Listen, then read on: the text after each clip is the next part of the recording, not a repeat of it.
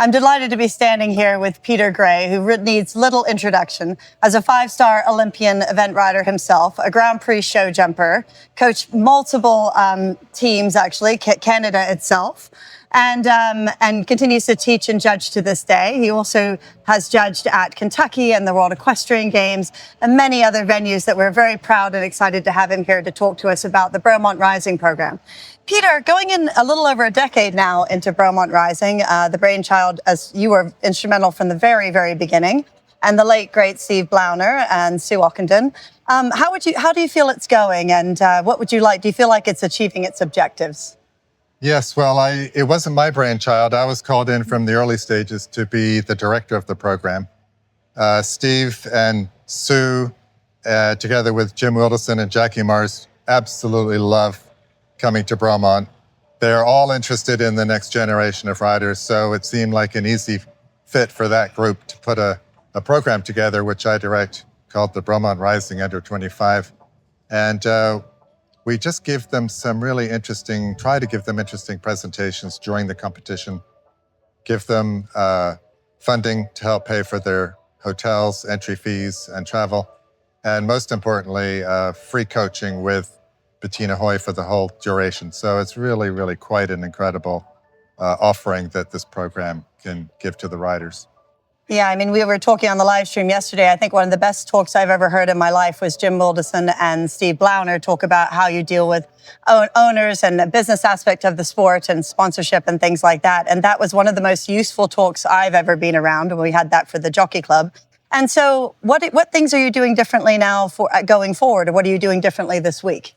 Well, we started this week with a welcome barbecue on the Tuesday night, which we haven't done in the past, but it turned out to be an excellent opportunity for the riders to get to know each other, to network.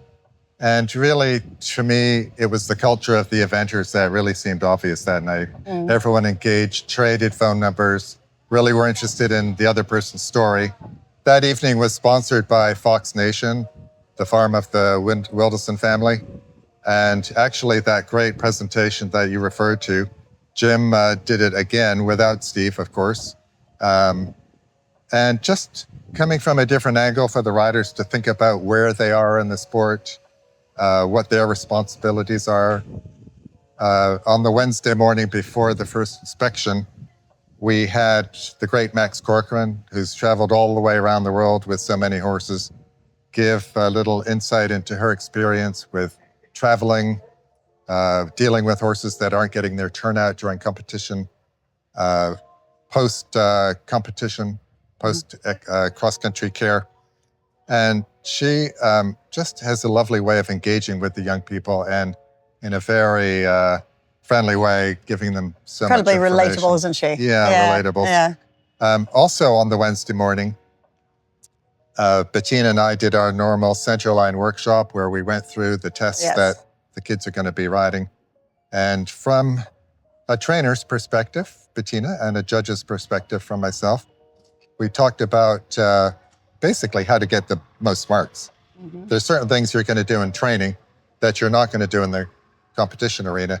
So it just gives them a chance to look at competing in the ring as almost like an entirely different sport. Smile, go forward, show the freedom of the gaits and the smoothness of the transitions, and not to micromanage and overbalance, which is what we often do. I might add, we also had to finish off that Wednesday morning program, something new. Emily Gilbert from Equine Canada and Mike Winter came over from England. They have created a social license presentation, which is very, very good. I was flabbergasted. It was so interesting. They come at it from more practical avenues, dealing with how to improve their social media posts, which are going to be more appealing to the wider equestrian community, not just them and their sponsors and opening up packages of new saddles, but how they can affect the wider community with the image of our sport, everything from the environment, biodegradable bedding products, and just they covered so much territory. They're both very good speakers, so they really engaged the audience, and I thoroughly enjoyed that. So we haven't done that in the past. That is, I mean, that's all so cool because Bettina and I were talking about a little bit the other day about the difference between the North America versus Europe, with everything being so spread out. And to have organizations like this and to have people like Sue and yourself and Jim Wilderson and Miss Mars all involved in trying to give these young riders connections and that they'll form going forward, mentorships, friendships, the experience that brings to the table, it really, I think, is invaluable. And if we don't do this, then how are we going to have a pipeline in our sport? So thank you. And honestly, so many life lessons from their experience this week.